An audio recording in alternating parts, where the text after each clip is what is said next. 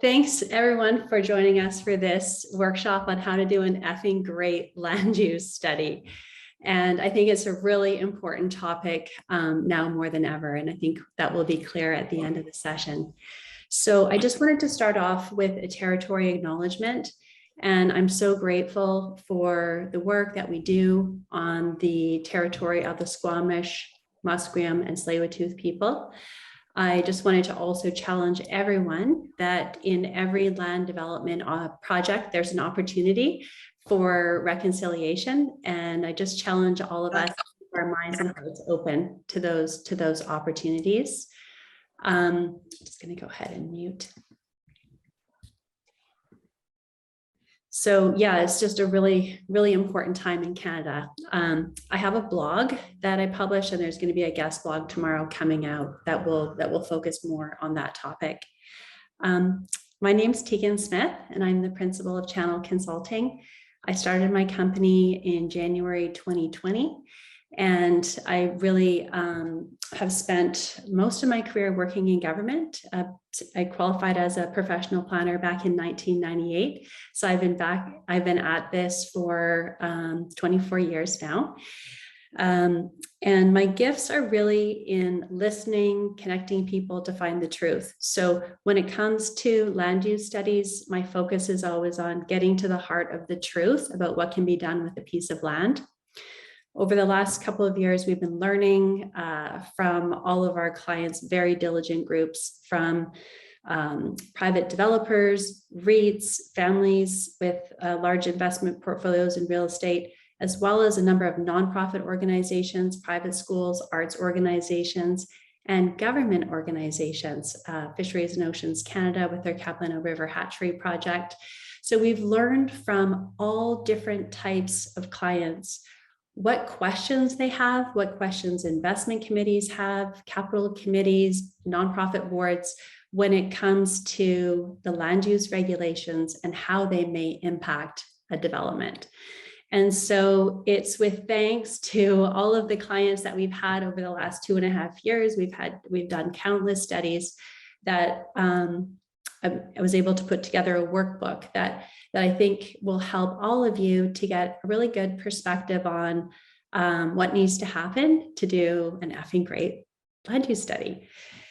So again, every acquisition, every disposition, every business plan change really needs diligent research around land use policy. There's a lot going on right now in Vancouver real estate.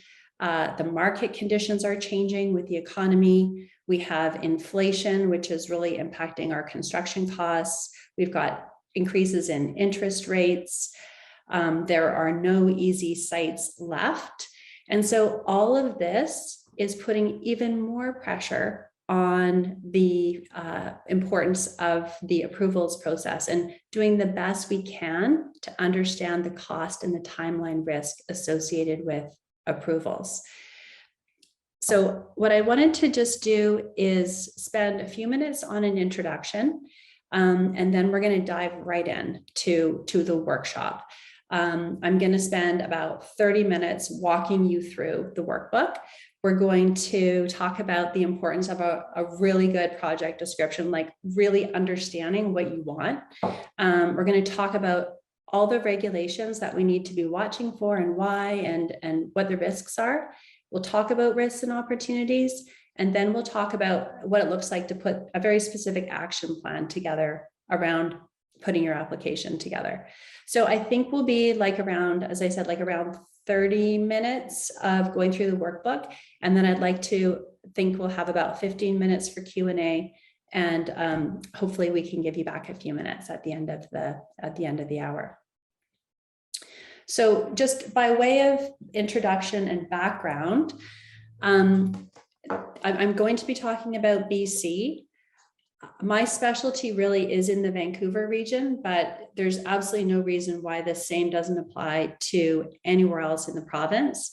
The thing about the Vancouver region is there's just no good sites left, and so it's tougher, and that's why these studies have become just so urgently needed in Vancouver, but they are also needed on the island and across the province, and of course across Canada. But BC has a very complex regulatory and political environment for land use approvals. The other thing that's going on right now is that, you know, we're all seeing these labor shortages. They're just a nightmare in every part of the market, but they're certainly impacting government. So there's huge turnover in government organizations within their planning teams. So we're seeing huge turnover. We're seeing vacancies like we've never seen before. That means we have to be really well prepared going into the process and make really good use of the time of the limited folks that are there. The other thing that's happening is we have another election coming up. October 15th is the municipal election in BC. It's been 4 years. 4 years ago, we had a huge turnover. A lot of that was driven by demographics. A lot of the boomers that were in politics for a long time left politics. A lot of people came into politics for the first time, tried it out, and some of them are not going to stay. So we're going to see even more turnover again, another churn here in the next election. And so really important to be monitoring the election. I did an advocacy workshop in May. The email I sent out this morning has a link to that workshop, but something to be watching for and something to be watching for as you do your land use study in terms of a risk in case there are policy changes coming. And of course, we have in BC, our legislative framework is the Local Government Act for all of the municipalities except Vancouver. And Vancouver has the Vancouver Charter. So between City of Vancouver and all of the other municipalities, they've all taken the Local Government Act and interpreted it a little bit differently. Okay, they've all given, you know, delegated authority to staff on different items versus council decision making. They all have different policies around housing, streetscape design, all of these different aspects, parking, that actually really impact our business plans. So while it might seem like we could do the same project in Richmond that we did in Burnaby, sometimes we met with surprise when we try and take a project from one municipality to another. So it's something that means it's important to look for the nuance. Senior government approvals are super tricky. Anytime you're by a creek or a water course, oh my goodness, you could have development permit, streamside protection regulation, you could have FLNRO, you could have Fisheries and Oceans Canada, and all of that is going to add timeline risk, okay? Other thing I wanted to mention is that about 80% of applicants, when they enter the pre-application phase, they haven't done their homework on land use regulations. Okay, so if you are one of the 20% that has, you're already a superstar in the planning department's eyes because your application is thoughtful, organized, and easy to review. The thing is that very few organizations realize just how much of a difference that makes. Okay, and the last thing I wanted to mention is that time and again, like I can't even tell you how many phone calls I get within a week of people phoning me to say that they had a business plan and they were caught by surprise that it wasn't viable. So that's a credibility, you know, issue, accountability issue. Everybody tries to point fingers at somebody missed something. It must have been the city. But it's really important to do that research at the very, very start. If you wait for a pre-app, you could be waiting for 3 or 4 months, but if you do your own land use study, you could easily have all the information that you need within 30 days. So to support really good decision making. So that's kind of my intro. And I wanted to go ahead and jump in to talk about the workbook. So again, I'll just ask everyone, does everyone have a copy of the workbook?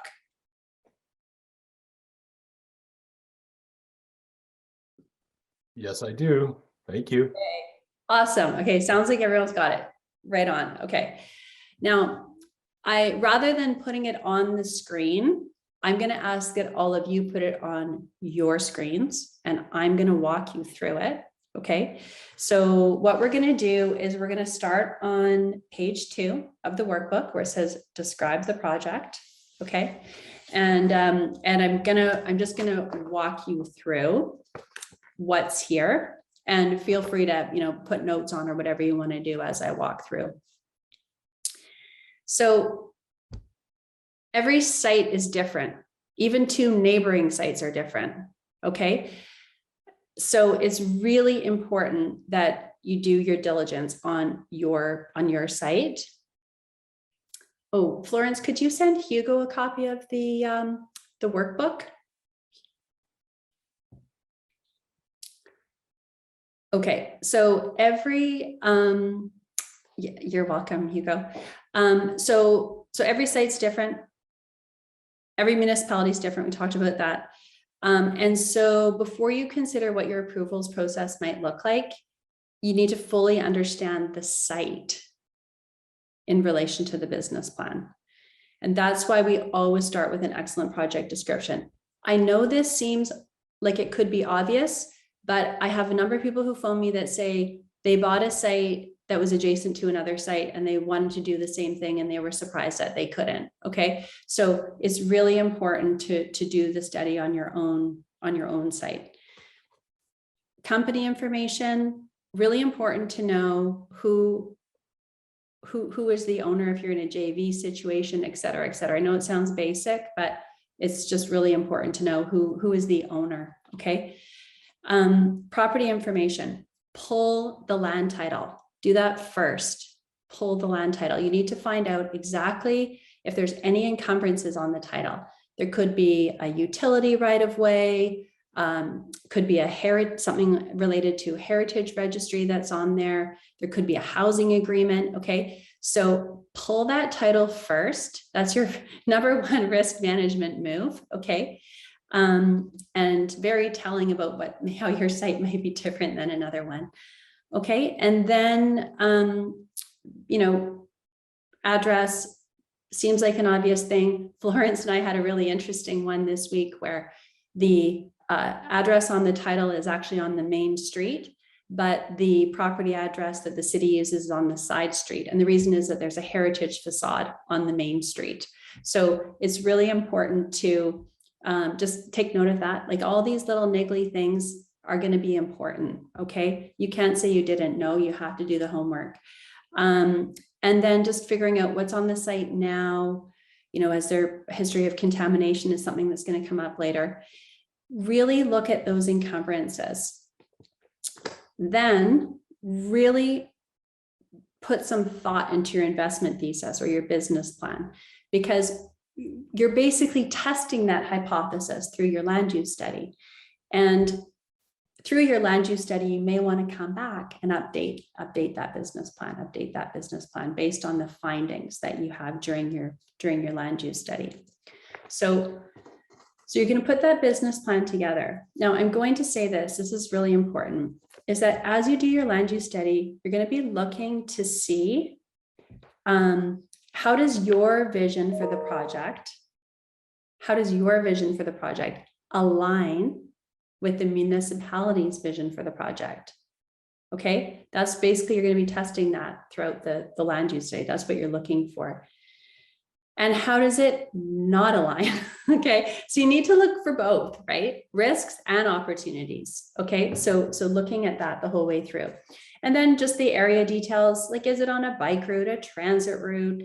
Is it at nearest center? All of these things are important, because if it's on a bike route, they may have a long-term vision to create a separated multi-use pathway. And if you're going through a rezoning, there could be a land take. Okay, so all these are just like little clues about site characteristics that you need to be watching for. Okay, a park, a school, a water course I mentioned. Red flag, you're going to have a setback to deal with. You're going to have different senior government organizations to deal with. You could have Indigenous engagement. Okay. And if it's within your site's within 800 meters of Highway 1 or a controlled access freeway, you're going to need to have the project signed off by the Ministry of Transportation. If it's a little project, it's probably very straightforward. You just need to monitor it as an administrative item. But if it's a big project, you may be spending dollars, okay? And your traffic impact study becomes more important. And so just something to watch for. And then watching for those land assembly opportunities. Is there a neighboring site that's interesting? Is your site interesting to a neighbor? What's happening there? So looking at that is also something that I highly recommend when you're describing the project, when you're thinking about the project, before you start to do your study, just really kind of looking at that. Okay. So I'm going to go ahead and dive in now to the land use study. And so I'm going to recommend that we just hold questions till the end, but if anyone has a burning question, just feel free to throw it in the chat. Okay, so jumping in now, page 4, you've got your workbook, you've got your site, you're going to do your land use study. Okay, so the purpose of the land use study is to inventory all of the land use policy that could impact the cost and timeline for permission to proceed with the land development on your site. And the study needs to include not only the municipal regulations, but also any provincial or federal rules that are going to need to be followed. Just so you know, there is a link to the policies on our website. So feel free to look at that at any time. So I talked about vision. So vision, I'm a city planner, so I was thinking about long-term vision. Okay, long-term vision for the city. So what is the long-term vision for the city? It is articulated in the official community plan. So every municipality in BC has an official community plan. And the city of Vancouver, because they fall under the Vancouver Charter, they're the only one that doesn't.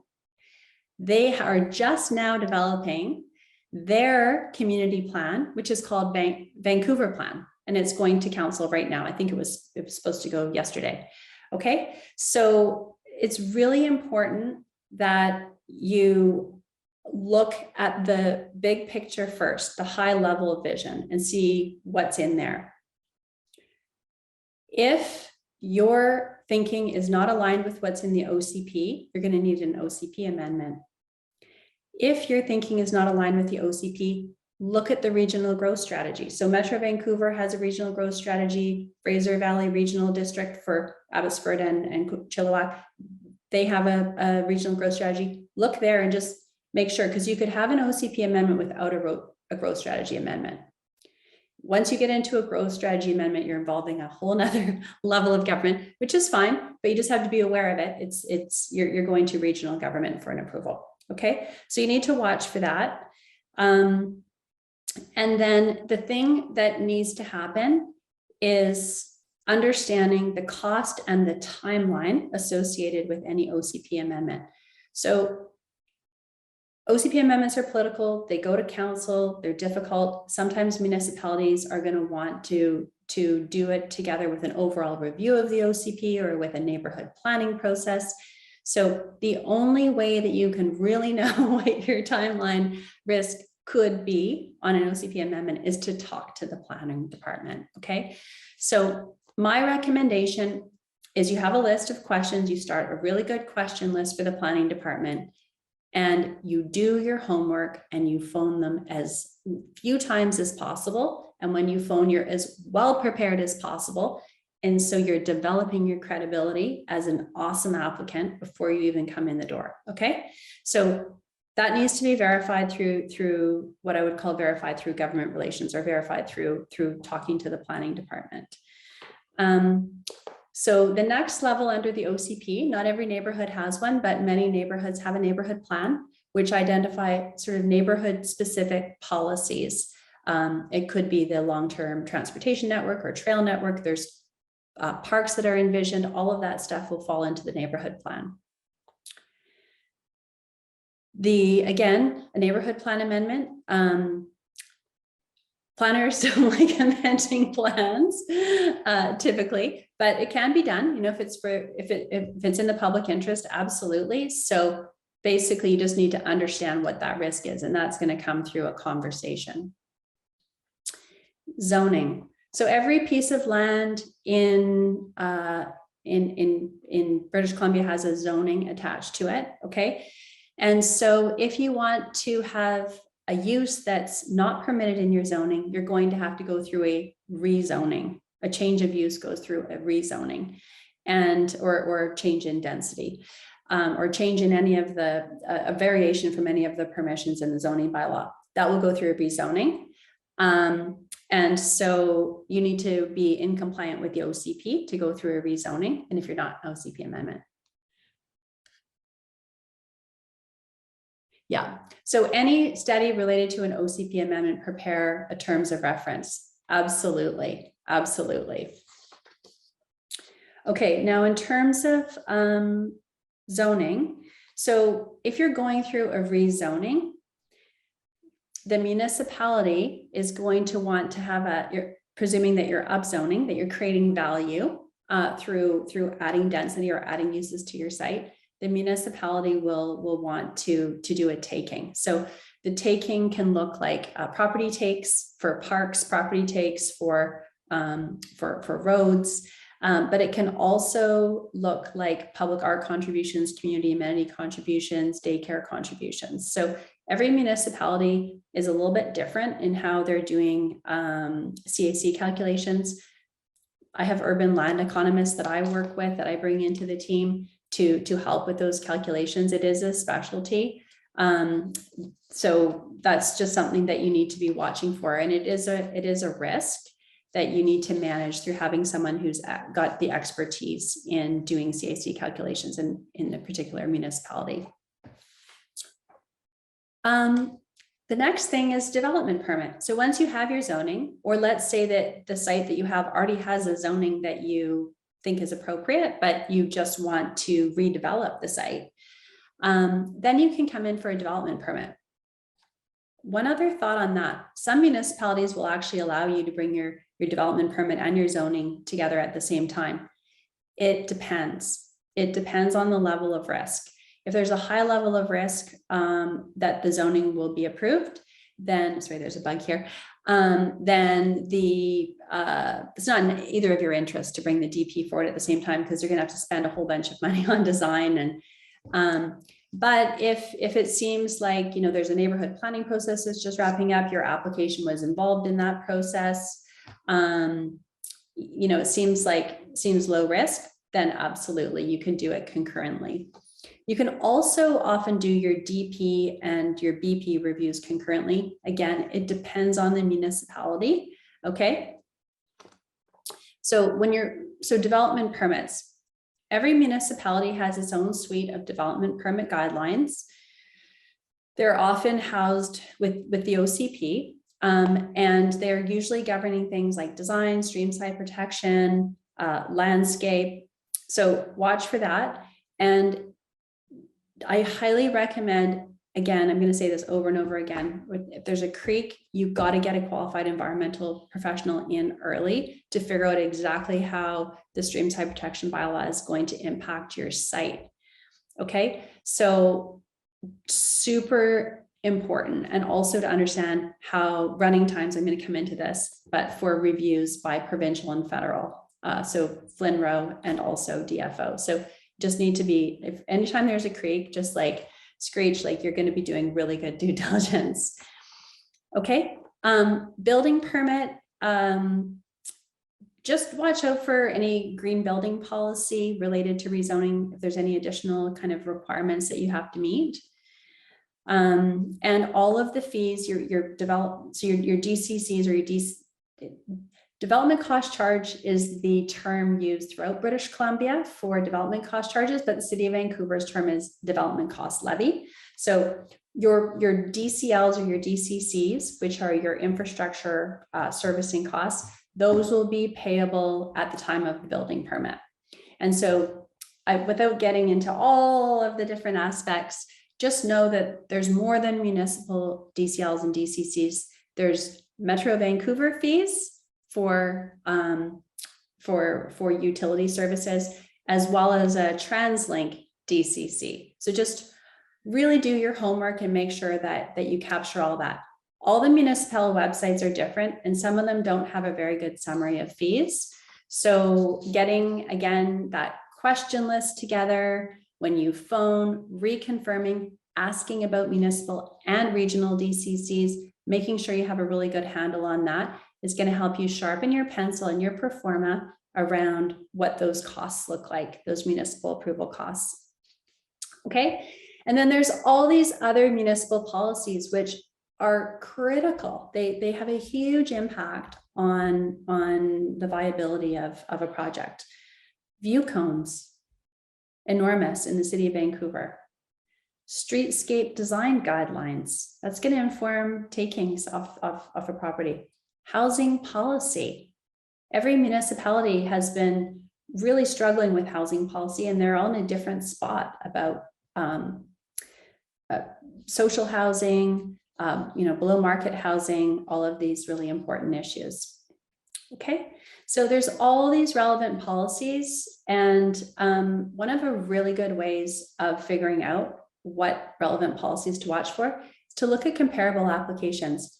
Read the staff reports on the municipal website for comparable applications, comparable neighborhood, comparable asset type, recency. Okay, and then verify that. Put that as part of your question list, because there's so much that you can learn by looking what the municipality asked from others. And again, Florence and I just had this happen on a project in downtown Vancouver where we looked at an adjacent application and we were like, oh, wow, okay. We had to read through the entire ODP again, just to see exactly where this requirement had come from. And it's going to be really important for our client that we found that. Okay, so now those are all the municipal policies. And then we have the province that gets involved. So it's funny because last year I was on a roll with projects that are located in the ALR. There was a church, there was a chicken farm. At any rate, these clients were trying to figure out exactly what they could do with their property, given that it was located within the agricultural land reserve. The ALR is a whole nother beast. The Agricultural Land Commission is a whole nother thing. But if you have any questions about dealing with the Agricultural Land Commission, feel free to reach out, because we've developed a lot of expertise in that area over the last few years. There are steps that you have to go through, but the municipality is involved anytime there's a change of use in the ALR. Okay, the Ministry of Environment. Pardon me? Okay, the Ministry of Environment. So if this site has a history of a commercial use, it has to go through a site assessment. Okay, again, get a qualified environmental professional involved. But if there's any potential for contamination in the soil, you're going to need to do a study. And the municipality is not going to issue the permits until you have a certificate from the province. So this is a really important issue, because the ministry, again, very short-staffed, timelines are very difficult. And so you need to be talking to a qualified environmental professional that's working on these applications all the time, and they can give you the latest data about how long it's going to take to have your project go through that review. We talked about FLNRO, and I just want to highlight that when a project is going through a review with FLNRO, you can expect that it will also go out for Indigenous engagement. So there's two ways to do that. Either they can do it or you can do it, and depending on the complexity of the project, it may provide a really wonderful, pardon me? It may provide a really wonderful opportunity for reconciliation. So it could be a great opportunity for your organization to do that outreach and to build those important relationships. so if you do need to do Indigenous engagement, I would see it as a rich opportunity and really to make the most of it. Okay, Ministry of Transport, we talked about if you're within 800 meters of a controlled access freeway, then the project will get referred to the ministry. And if there's any improvements that you need to make in the interchange area, they will need to be reviewed relative to the ministry's design criteria. Again, they're very short-staffed at the ministry. You need to be well prepared. You need to be working with consultants that work with the ministry's design criteria all of the time.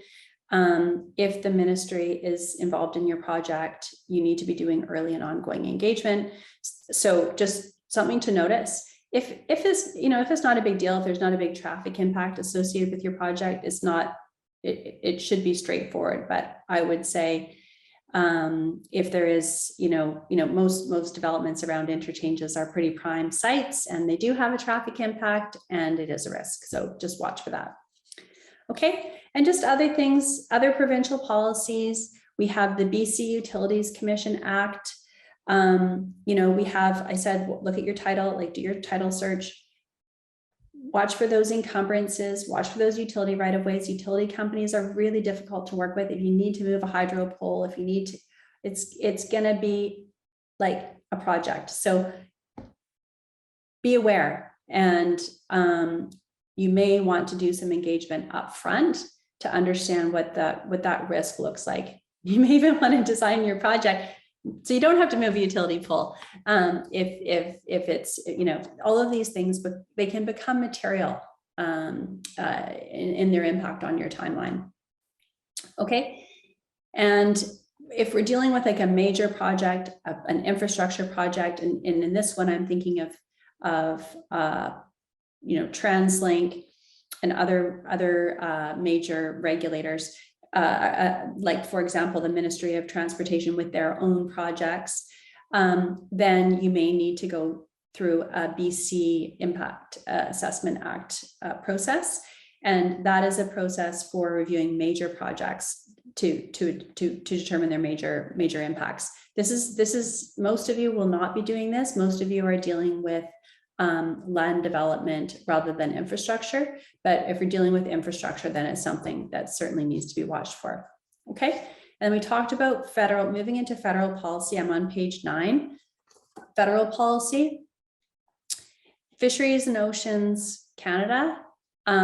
If the project has the potential to impact fish or fish habitat, so if you have to move a culvert, if you are by a stream, any of those types of things, if you're building a bridge, even like a pedestrian bridge, maybe your project is delivering some park infrastructure that's a pedestrian bridge, any project that has the potential to impact fish or fish habitat should go through a request for a review process with DFO. So just something to watch for. Species at risk. There's a species at risk list federally. There's frogs, there's all kinds of critters on there that need your love and attention. And so if you just want to be mindful to have your QEP kind of give you a sense of the level of risk, usually they can say, oh yeah, in that part of town, we're watching for the spotted frog. And over here, we're looking for this little critter. So just really worthwhile to look into that and also to understand the process of getting that review done at the federal level. Okay, and again, big infrastructure, big federal infrastructure, like I'm talking about Roberts Bank Terminal 2 level, is going through the Federal Impact Assessment Act. But the Federal Impact Assessment Act does provide the regulatory framework for any project on federal land, whether it's the Capilano River Hatchery project that Fisheries and Oceans Canada is doing, or whether it's a project in the Port of Vancouver. So the Port of Vancouver has their own permitting process. It's called the Project and Environmental Review process. I used to be a manager in that department at the port. And I actually do have 3 clients that are port terminals and others that are working through the port permitting process right now. And so it's a totally different beast. if a project is on Portland, it does not need to go through a municipal approvals process, but it goes through the port's permitting process, and it's referred to the municipality as a stakeholder in many cases. So if you have a port project, feel free to give me a call. Okay, so that wraps up the land use study section. Do you have any questions before we move into the last section, which is page 10 and 11?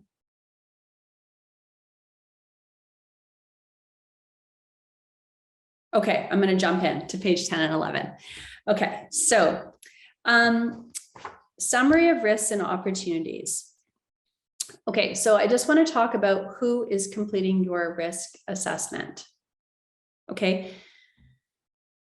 I have seen a number of land use studies that have been done by real estate agents, by student interns, and the opinion is based on a technical review, a desktop review of what is available on the municipal website. Okay, so what I want to stress is that there's a lot of nuance in land use approvals. There's a lot of risk and there's a lot of nuance. And so I mentioned that whole questions list that you're going to be putting together as you go through all of the regulations. Okay, so basically what you want to do once you've gone through and done all your research is you want to make meaning out of it. So what does all of this research mean? What are the risks and what are the opportunities? There's usually both in there. We think of them as more of risks, but there are opportunities in there too, okay? So for each land use regulation that you've identified that could impact your site, and also encumbrances, okay, on the title, all of those things, you need to go through and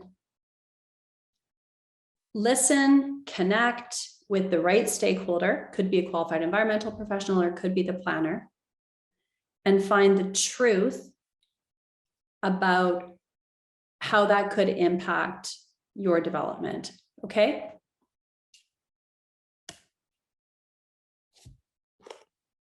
So what is the key trigger that would result in this regulation impacting your development? For example, if you're doing rental housing, it could trigger a requirement for below market housing. What consultant resources do you need to help with this? Okay. Do you need a qualified environmental professional? Do you need an architect? Who do you need to help you verify these assumptions? What technical questions will the project team need to monitor as a result of all of this? Okay. For example, maybe there's a technical question that needs to be monitored around the spotted frog. Is there spotted frog at this location? Okay. What are the potential costs, risks, and potential mitigations? Okay, so for example, a recent client of mine was on the Broadway corridor, and through our due diligence, we learned that the city of Vancouver would not allow them to have an underpinning agreement within Broadway. Okay, so what are the cost risks associated with not being able to put those supports within, that they need to be held, all of the supports need to happen within the property? Okay, who's the best person to look into that? Is that the architect? Is that the contractor? Is that the geotech? And what are the mitigations? What do those look like? Okay. And then reviewing those timelines and those milestones. So what does it look like? For example, another example on Broadway is at Broadway, they still need to do their streetscape design plan for Broadway. So how is that going to impact a rezoning on Broadway? Right? So we need to understand that. We need to understand how that's going to impact the siting of the building setbacks, if there's going to be a land take, all of those types of things need to be understood. Okay, so you're going to go through each of those land use regulations. I made this table. Obviously, it's too small, but you would cut and paste, make your own table and go through what's the regulation, who's the decision maker. Okay, you need to know that. In some municipalities, a DP is approved by staff. In some municipalities, it's going to council. How much risk are you carrying in putting your DP pack together? Okay. What is the nature of the risk? Is it a housing policy risk? Is it what is it a design risk? What's the risk? What's the level of risk? Who is going to help you? We talked about that. And then what are the key questions that you still have? Like what do you need to understand? Okay. So it could be with a view cone. You might need to have an architect verify whether or not you're able to, still fit some height into the site. Okay. And then now I'm going to move on to section 4, which is planning your next step. So you know what all the risks are, and now you're like, what do I do first? What do I do next? What needs to happen before we close on this property? And these are the questions that the diligent groups are asking. Boards, nonprofit boards are asking, what's next? Who can help us? How much money do we need to spend on consultants to know the truth?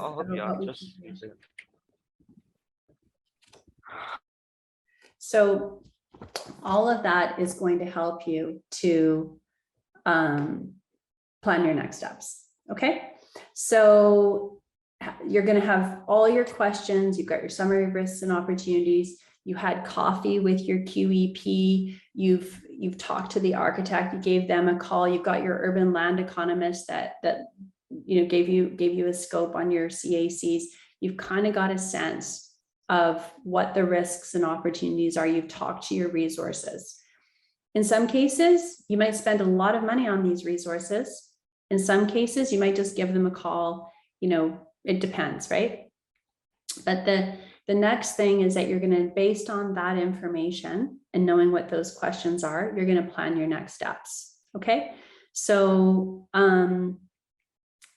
those next steps are going to tell you what you need.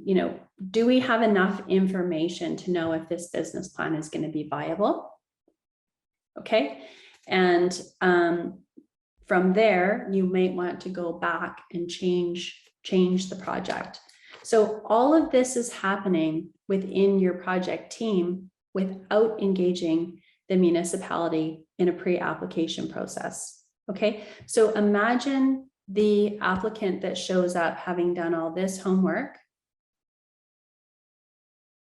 which is about 20% of applicants, and the other 80% of applicants. Imagine the difference in resources that you're demanding from the municipality when you show up having done your own homework with really clear, specific questions versus when you show up with a bunch of questions. Okay, so right away you've become really easy to work with, and your application is already now exciting. It's very clear how it aligns or doesn't align with the vision. It's very clear how prepared you are to prepare a really comprehensive and thorough application that's going to be easy to review.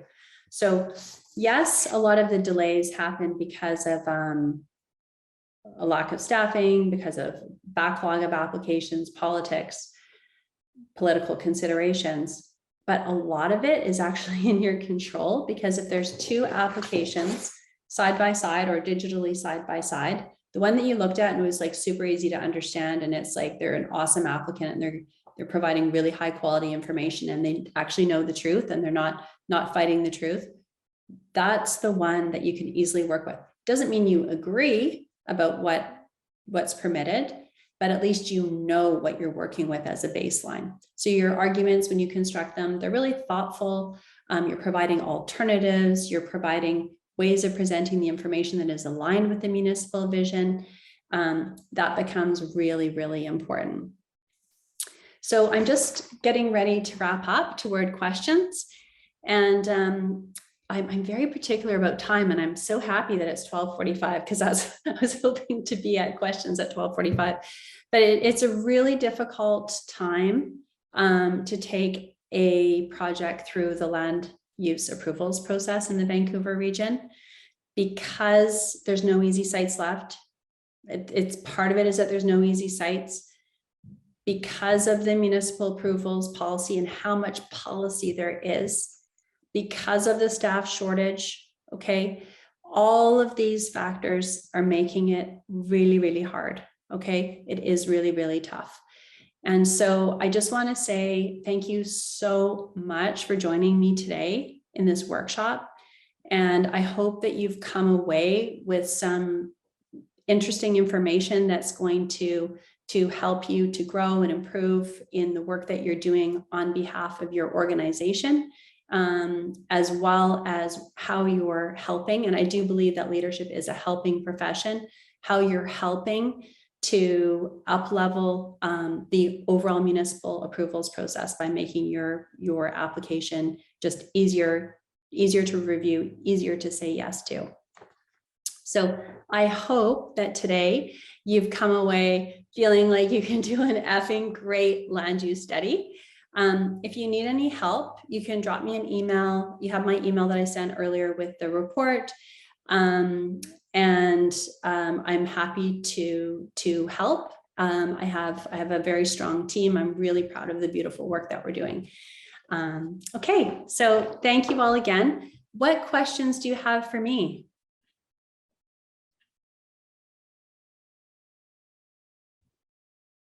Okay, great. Some great feedback in the chat. What questions do folks have? It's definitely a really difficult topic, and we covered a lot of information within a really short period of time. But what questions do you have? How long does your land use study typically take? Yeah, so we do our studies, they're always done within 30 days. And the reason for that is because of the market. Usually we're doing them to support acquisitions. So we've gotten really slick at, I've invested heavily in our business processes over the last 2 years, but specifically at the end of last year to make sure we have a really streamlined process. So ours usually takes 30 days. I should say that the research can be done fairly quickly, but it's the engagement that just making sure we phone and get our phone call, and all of that, get all of those questions answered, that gives us a little bit more time. What other questions do people have? Hi, Tegan. My name is Alex. I'm from TransLink. Oh, hi, Alex. How are you? Good. Thanks very much for today. This has been really helpful seeing the structure around all the different things that we might face with land usage. I'm managing a project for TransLink that's proposing to build additional substations along the Expo and Millennium lines. And for the ones where we're working in where the Evergreen line was built, there was a set of agreements that was put into place with the city of Coquitlam and the city of Port Moody, I guess a municipal agreement that sort of talks about future usages in those vicinities of where that Evergreen line was built for subsequent infrastructure development like substations. And I was just curious, like your take on would something like an agreement like that potentially sort of negate the need for a development permit with one of those municipalities, or is it something we'd still have to face? Yeah, that's a great question. I would assume that this is a notation on the title, which was really just to protect that area for this specific infrastructure. But in terms of the implementation of the infrastructure, I would assume you likely do have to go through a development permit process. And the reason is just because of impacts that could result from the implementation of the infrastructure. So I don't know exactly what the substation looks like, because design would be a possible consideration. And I don't know what the construction process looks like of implementation, but sometimes there's parking or highway use permits or things that are needed. So the development permit process would provide a means for the municipality to provide that type of feedback. Okay. So that's just my gut, but again, I would confirm it through talking with the city. Yeah, and that's my next step is sort of sitting down with the planner at the city of Port Moody and chewing through that, and if there is any sort of language in the municipal agreement that would negate it. But so far, the indication has been that yes, we do need to go through that process. So anyway, thank you. That's great. Appreciate it. You're welcome. Okay, so another question is, as owners, how can we estimate the cost of doing such a study? So that's a great question. And it does depend on the site, what the cost is of doing a land use study. So I would just shoot me a message. I also have like a new client questionnaire. There's a link to it in the email that I sent. And that I use that new client questionnaire as a way to do an estimate before I have an intake meeting with a client. So it does depend on the how much engagement is going to be required. There's basically 3 parts to our business. We do the land use studies, and we do usually about 5 of those a month for all different types of clients. And then we do government relations. So those are files where the applicant determines, you know what, it would be really great if you guys could just actually help us to get this permit. So like, we don't have the expertise. Could be we're a nonprofit organization. We're not based in Vancouver. We're super swamped right now. We don't have a lot of horsepower at the VP level. We need someone who's going to help us champion this thing through. So all of those types of reasons are why we would get involved. And so that's why the estimate really is something that we just need to talk about. Okay. Another question. You mentioned working with Indigenous communities. Do you find that there are risk mitigations found in the DPA while building that relationship beyond traditional archaeological and environmental requirements? What would you recommend small firms looking to get into this area? Not sure exactly what you mean, but there's every site, every municipality has different objectives around reconciliation. Every site has different characteristics that may lend itself toward, for example, I had a client inquire about a project that they were doing in the downtown east side, and they were looking for ways to engage with urban Aboriginal groups. So I'm just going to say it really is going to depend. There could be public art requirement that could be met that is in appropriate context. It really is going to depend on the project. In terms of DPA guidelines, I personally haven't come across a specific reconciliation-based DPA guideline, but I know that, for example, the City of Vancouver does have a policy around reconciliation. Okay, another question. How have you responded when your development proposal aligns with the OCP and NCP vision, but council changes their minds?